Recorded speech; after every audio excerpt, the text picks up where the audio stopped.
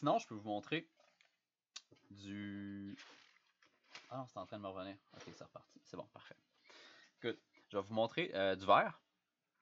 Une surface réfléchissante parfaite, un peu. J'en ai un morceau. Putain, je peux acheter le monde. Du verre. Comme ça ici. Ça, c'est quand même une bonne épaisseur de verre, par contre. C'est très, très, très lustré.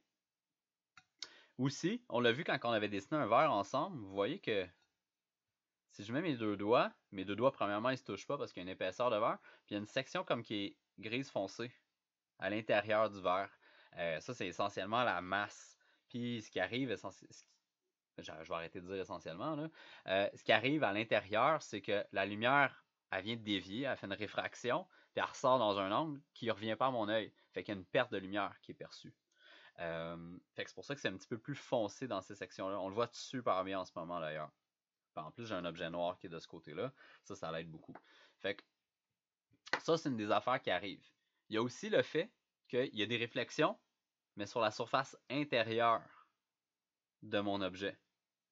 Fait qu'on a une réflexion extérieure et une réflexion intérieure. Fait que ça, on peut utiliser ça à notre avantage. Ça, c'est l'outil que j'aime le plus utiliser pour faire un objet qui est réflectif, qui est transparent. Ça, on va dire, si je me fais juste un petit panneau de verre, comme ça.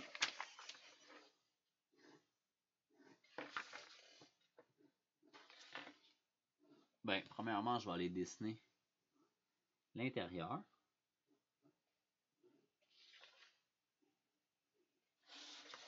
Puis, je vais le traiter comme si c'était une surface qui était lustrée.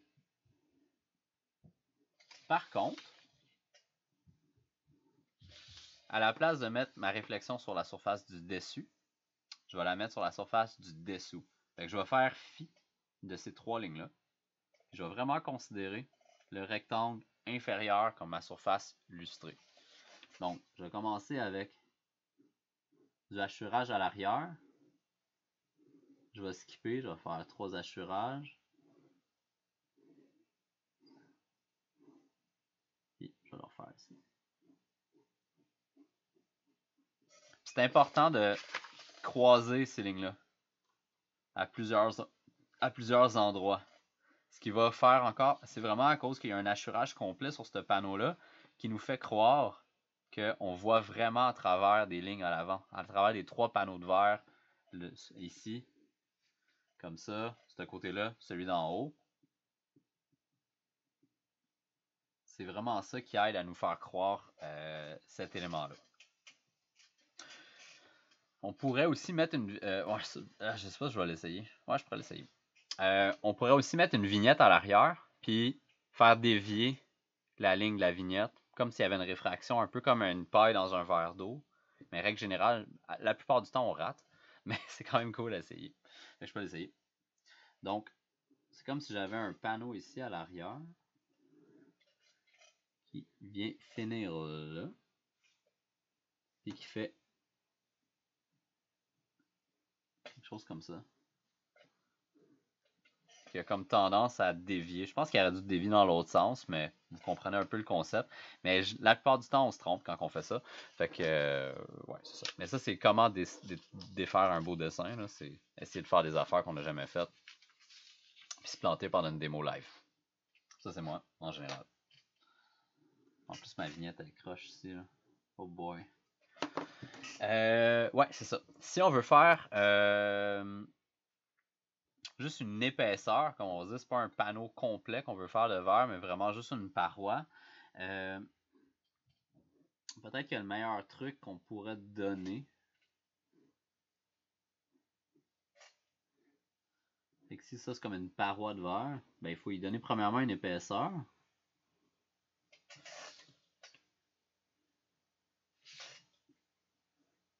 Comme ceci. Une épaisseur à l'arrière.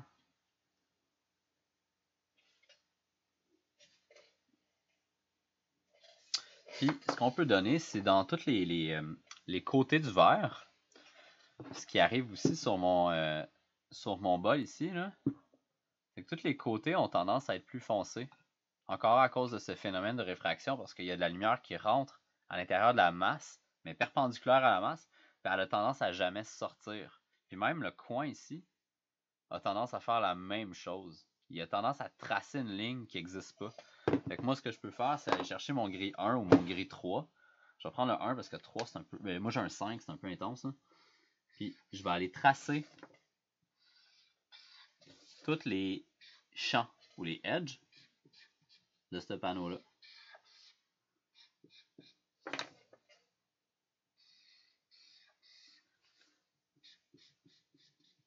Vraiment pour créer l'empilage de cette réfraction-là. Ça va vraiment encore là aider à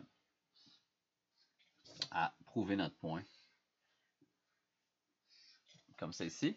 Puis ici, je veux vraiment encore là continuer. Puis je trouve que c'est pas trop bruyant parce que si c'est très complexe, ça peut devenir un peu weird. Là. Mais là, je peux aller rajouter encore là mon effet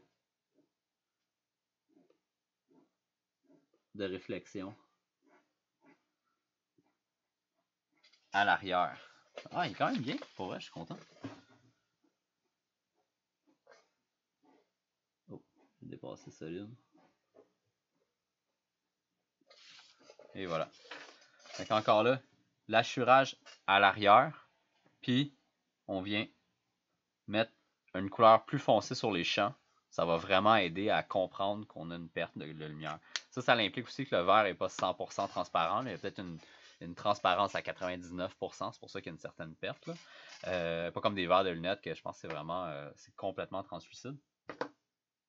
Ou transparent.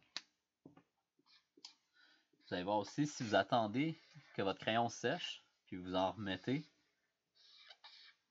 ça va être plus foncé que si vous en appliquez directement quand c'est encore mouillé.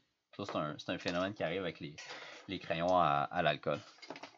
Puis, une fois que vous avez mis du Sharpie, mettez plus de crayon touch. Pourquoi? C'est pas le même. Je pense que c'est du xylène à l'intérieur de l'alcool. Puis ça a tendance à réagir. Puis ça peut faire saigner les lignes. Ça va faire que ton Sharpie va faire de même. Ils vont venir se séparer. C'est vrai, je me souviens. Pardon? C'est vrai, je m'en souviens finalement. Oui. Puis. Est-ce que les deux sont pas à base d'alcool? Ouais, puis c'est les deux qui se mélangent en fait. Moi, mon crayon, l'encre était à base d'eau, fait que l'alcool réagit pas. Mais sauf que si je mettrais de l'aquarelle sur mon dessin, ça ferait un tas d'encre. Fait que il y a ça. Puis les bics aussi font exactement la même chose. Si tu mets du bic, puis tu mets du touch par-dessus, ça va faire le même effet. Par contre, il y a des crayons comme le Papermate Flare qui le fait pas. Mais ça, c'est un feutre. Puis l'autre que j'utilise, c'est le Onyx de tantôt là, que j'avais, que je trouve pas en ce moment. Ben ça réagit pas. Si vous voulez mettre de la couleur puis que vous ne voulez pas laisser ça coûter cher, highlighter, ça va vraiment bien. Comme les petits stabilos comme ça, j'aime bien ces couleurs-là. Puis le Sharpie, lui, avec le stabilo, vu que c'est à base d'eau, il y a zéro problème. Fait qu'encore là, on pourrait, je sais pas, juste vouloir le mettre en couleur ça ici. Puis ça va agir vraiment comme un... C'est comme un petit panneau de couleur, là. Puis il fait un peu le même effet qu'un touch. Je sais pas pourquoi, là, mais beau bon pas cher. Et voilà. Comme ça ici. Vert. On est là. Parfait. Carton.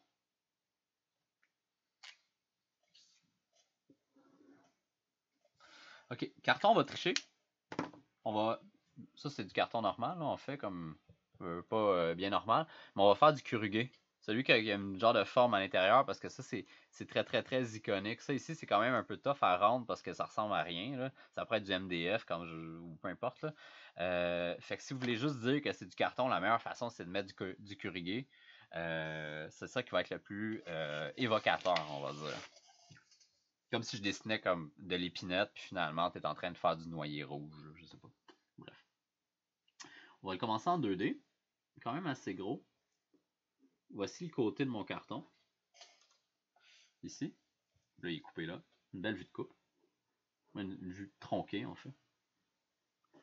Puis, on va regarder un peu l'alvéole. C'est un petit peu comme un trapèze à l'intérieur.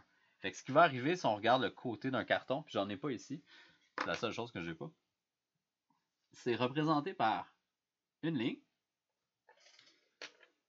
diagonale, une ligne en haut, une ligne en bas qui descend, un petit peu comme un château, mais trapézoïdal. C'est comme le côté d'un château à Mario Bros. Là. Ça. Oh oui, j'ai dit Mario Bros, je l'assume.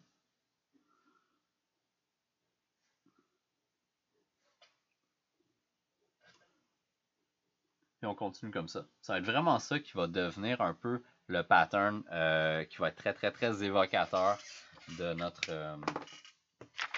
notre carton. Et encore là, on se rappelle, on n'est pas là pour faire des éléments qui sont photoréalistiques, mais c'est vraiment de suggérer l'idée versus de le faire parfaitement. Ouais, je n'avais un mieux, juste être sûr de bien le faire. Ah, je vais le faire à plat. Ouais, c'est ça. Ensuite, je vais le faire en perspective. Fait qu'on va se faire encore là un prisme, mais qui est très très très mince.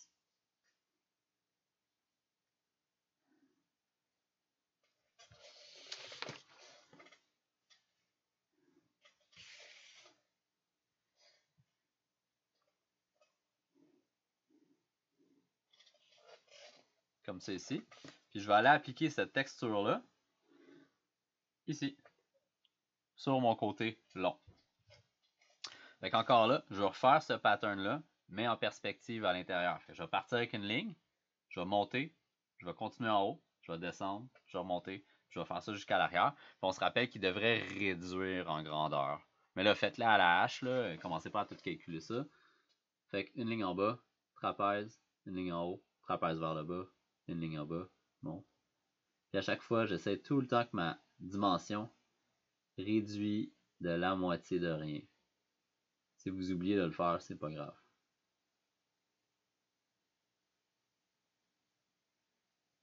Puis, il y a des fortes chances à la fin que vous n'arrivez pas juste, mais c'est parfait parce que dans le carton, c'est rare qu'on arrive juste sur une section bien précise. Une fois que ça c'est fait, théoriquement, ici, là, dans le coin, on devrait voir la ligne qui s'en va à l'intérieur. Fait qu'on va tout aller les tracer. Fait que c'est une ligne qui part du coin inférieur bas, qui s'en va vers ma perspective à la gauche. Fait que ça me donne une petite ligne, ligne, ligne, ligne, poup, poup, poup. Comme ça ici. Puis tous les bébés triangles qu'on vient de faire là, je vais venir les remplir en noir.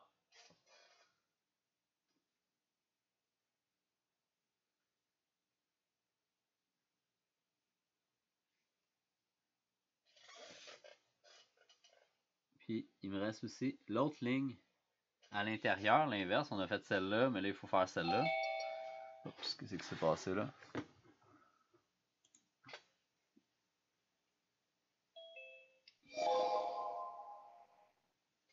Comme ça ici. Puis celle-là même, elle va être visible.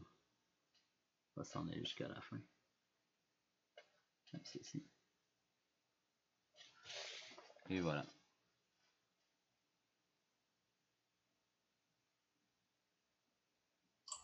Est-ce que tu pourrais rapprocher ton dessin après? L'angle des coloriés, c'est pas celui qui touche au sol, c'est celui qui est sur le côté, c'est ça?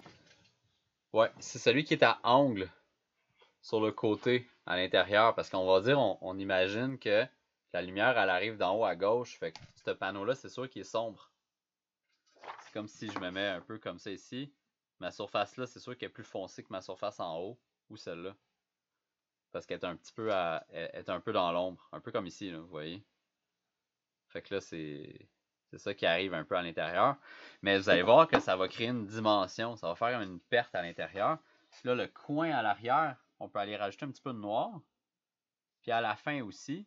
Puis ça va encore là, comme juste montrer que ici, il n'y a pas de matière, il n'y a pas de panneau qui vient finir. Si je le refais en immense, là, à la fin. Ouais, ma caméra est comme un peu loin pour ça ici en ce moment. Fait que c'est comme si ici. Il faut que je le fasse gros de même en fait.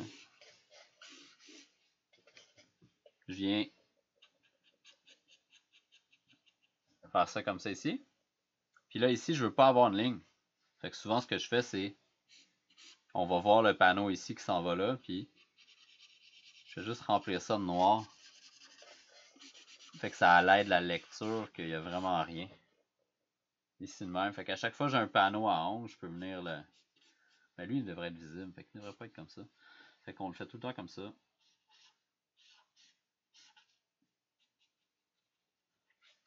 Fait qu'on peut tout le temps les mettre, les panneaux comme ça ici, foncés.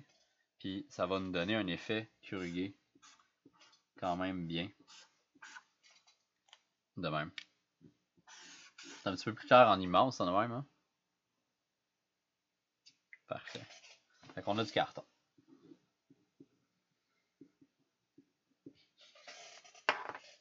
Good!